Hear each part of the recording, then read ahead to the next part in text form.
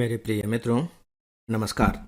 दोस्तों, पिछले अपने 2 एपिसोड में मैंने केवल एक ही तथ्य आप सबके सामने रखने की कोशिश की है।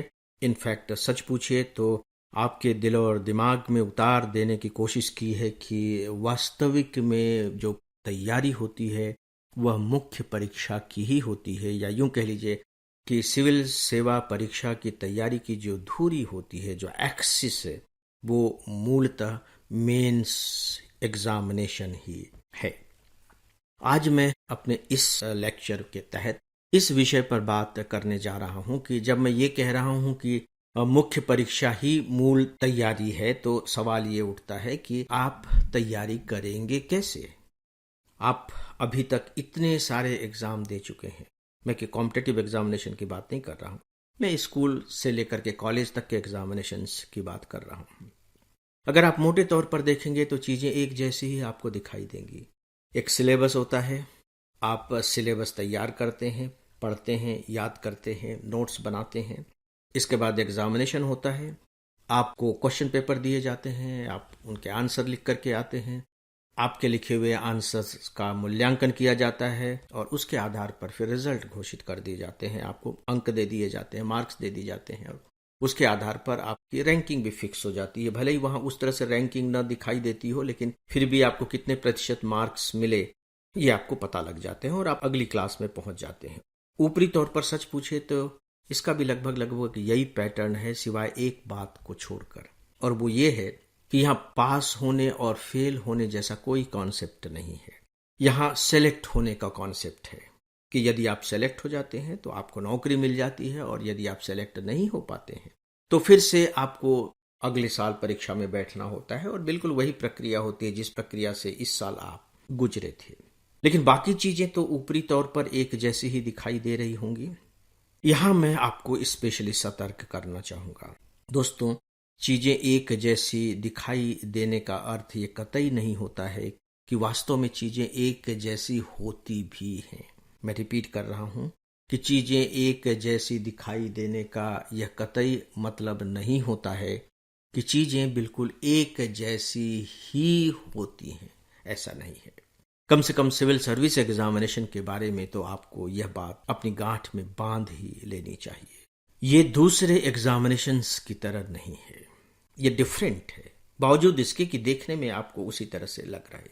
ये बात मैं इसलिए कह रहा हूं क्योंकि 99% स्टूडेंट के दिमाग में बिल्कुल यही बात बैठी हुई है कि ये परीक्षा ही तो है, जैसे दूसरी परीक्षाएं होती हैं उसी तरह से ये भी परीक्षा है, इसका भी एक सिलेबस है, इसमें भी क्वेश्चंस पूछे जाते हैं।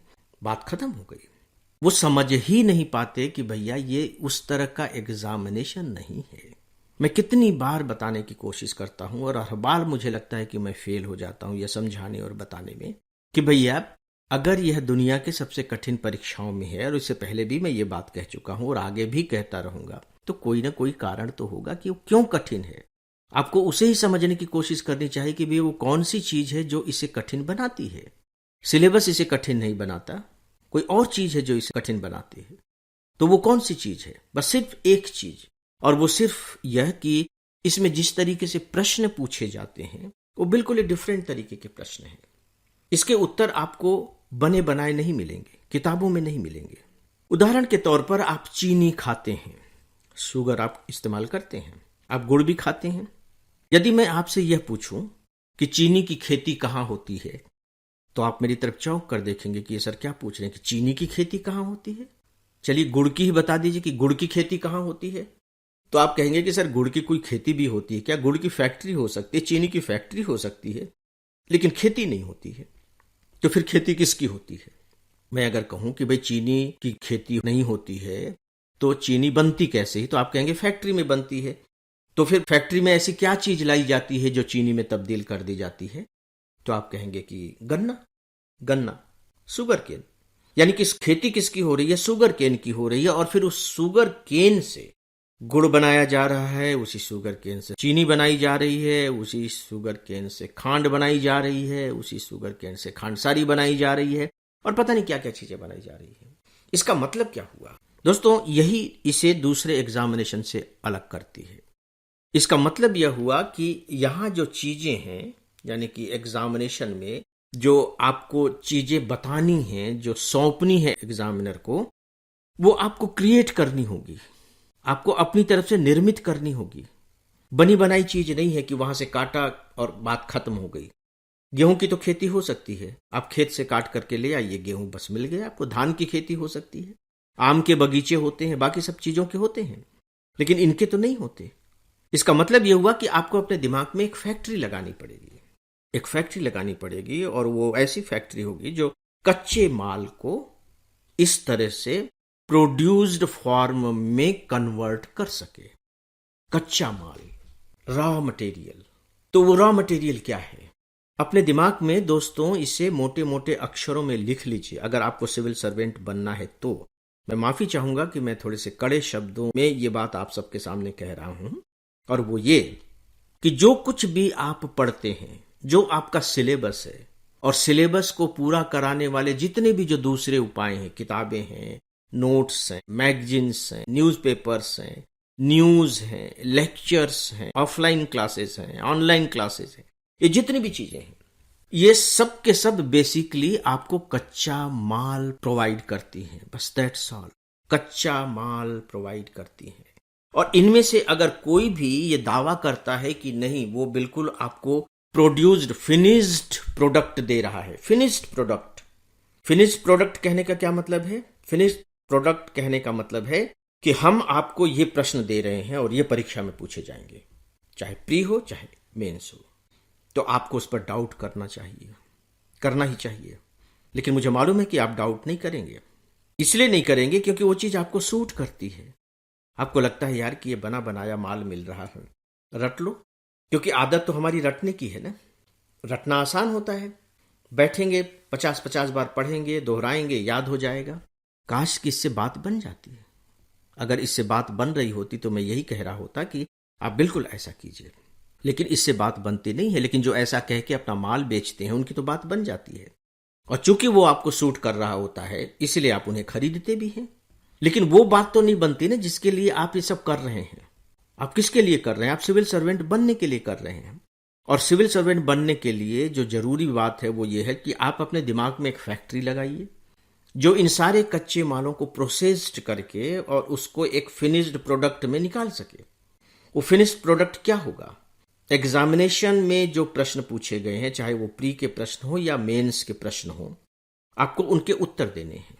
और उत्तर देने के लिए आप जो स्वरूप लेकर के आएंगे, प्री में आपको केवल सही उत्तर पे निशान लगाना है, मेंस में आपको बकायदे आंसर लिख करके देने हैं, 150 शब्दों में, 250 शब्दों में, जो भी आंसर लिखना है आपको। वो फिनिश्ड प्रोडक्ट है। ये फिनिश्ड प्रोडक्ट आपको अपने दिमाग में तैयार करना है। दिमाग को उसके लिए एक फैक्ट्री की जरूरत है।